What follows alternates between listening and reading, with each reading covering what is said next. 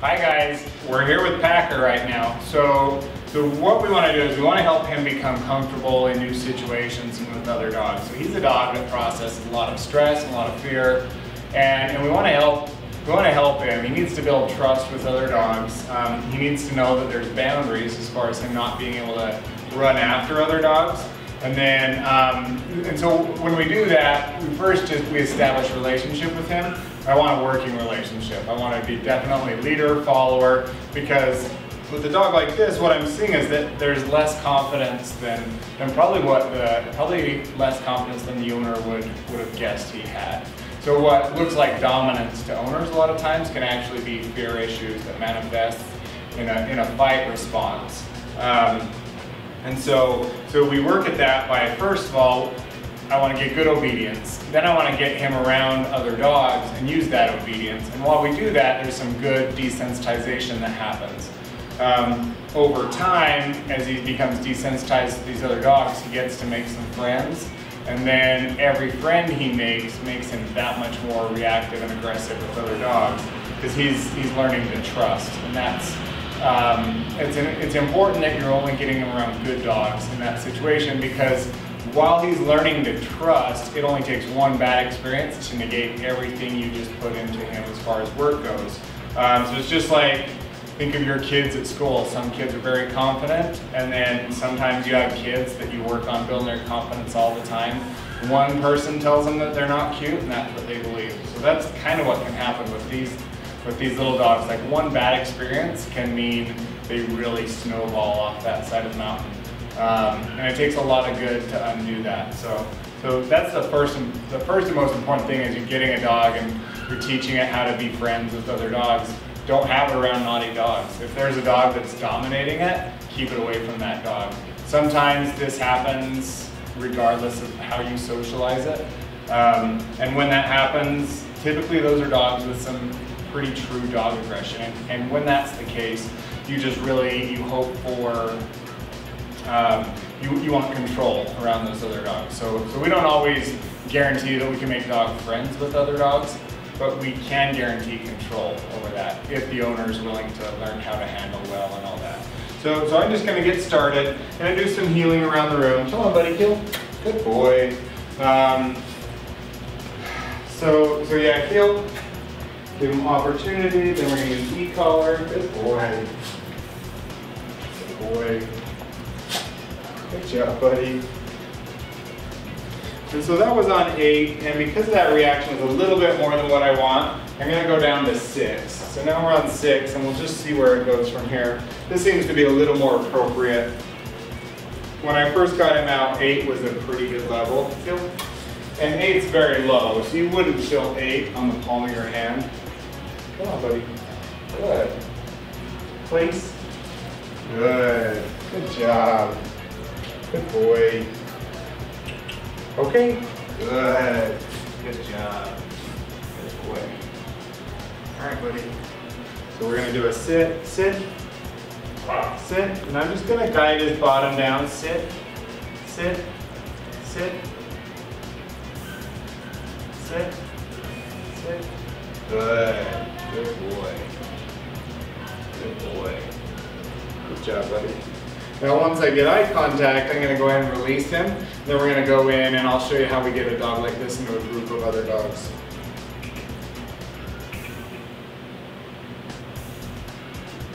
Okay, good. Good job. Good boy.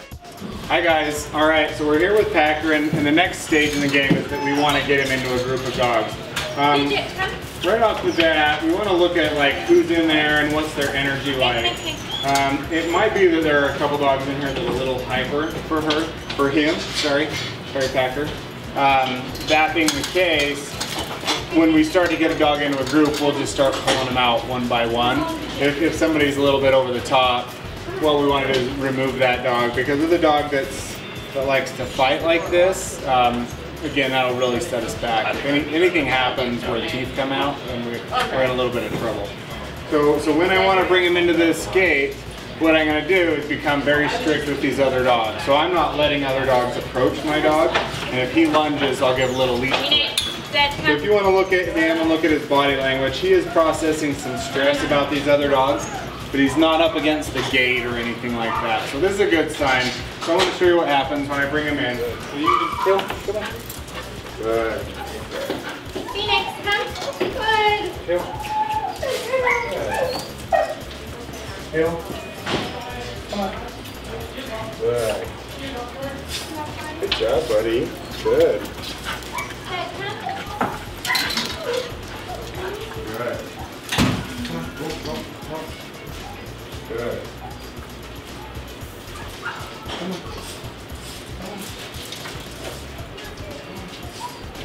Wait. Good.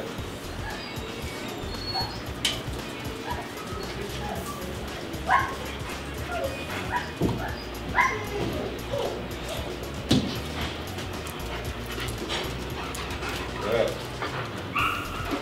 Good job. Come on. Come on. Feel? Good. Good boy.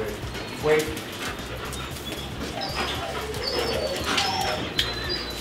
Stitch.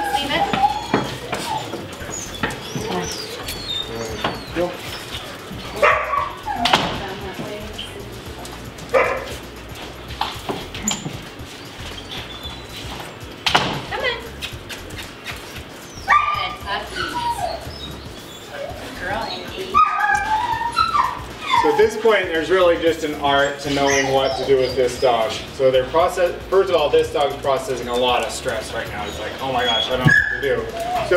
So outwardly, there might not be any blatant stress signs. And I don't know if you can see, he's kind of trembling a little bit from these other dogs. So we want to find the right balance of like reassuring him and demanding that he's not showing a lot of aggression with the other dogs. So what I want to watch for, probably our best dogs in this group are the chocolate lab and then this Dalmatian. They probably have the gentlest energy for this dog. So if these two rowdy pups keep it up, we'll probably take them out of the group. We'll see if they kind of settle down. You watch there, that might have been a little much. Come on. Come on.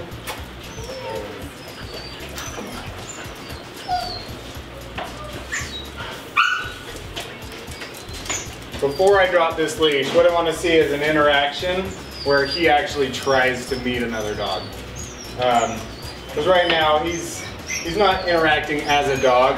He's interacting as like everything in this room is happening to him. So he's not really seeking out. He's not using his nose to smell. He's not trying to really convey any information to these other dogs.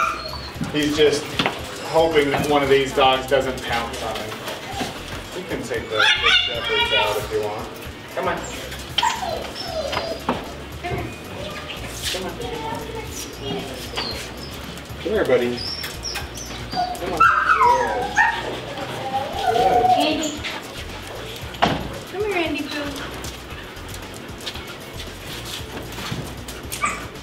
Come on, Andy.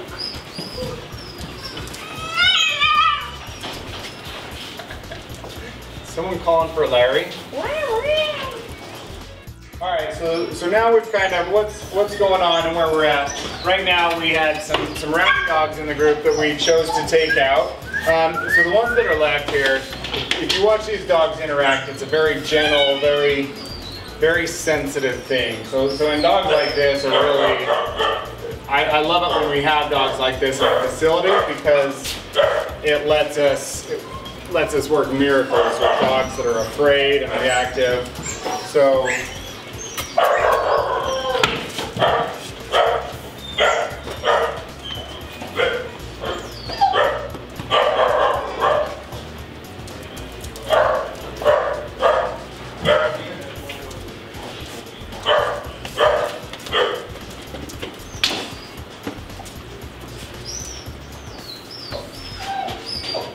good.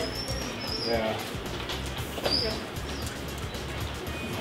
Wasn't opposed to the idea. I know. I love it, but he wasn't mad about it. Yeah, so what Molly's talking about is there's a little interaction between the Boston and the Dalmatian there, where she came and smelled his behind, and he kind of just put up with it. So didn't love it, but also didn't like turn around and become aggressive or anything like that. He was just kind of like, oh, I guess this is gonna happen.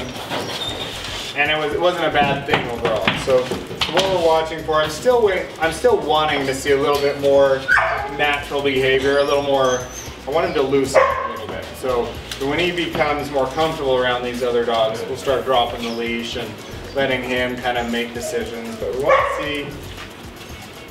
want to see him interact a little.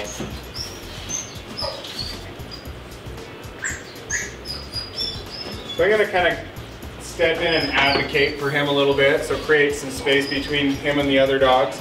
He was kind of feeling ganged up on a little bit.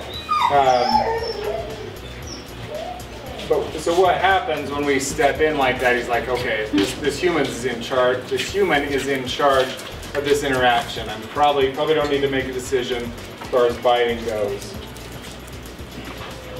All right, so at this point, I'm going to call that good, and I'm going to go ahead and put this guy away. Sometimes we can push this process ahead too far, but for his first day into the group, this wasn't a bad thing. So once he goes back, and we're going to let him process this interaction for a while inside of his crate. When he does that, probably the next time he comes out with these 3 dogs, he's going to be a little more lighthearted. And then there's a good chance he might start playing with one of them, or he just might not be a playful dog, so that might not happen, but he might smell their bottom, and he might drink water around them. So we want to watch for those natural dog behaviors. Thank you guys for watching.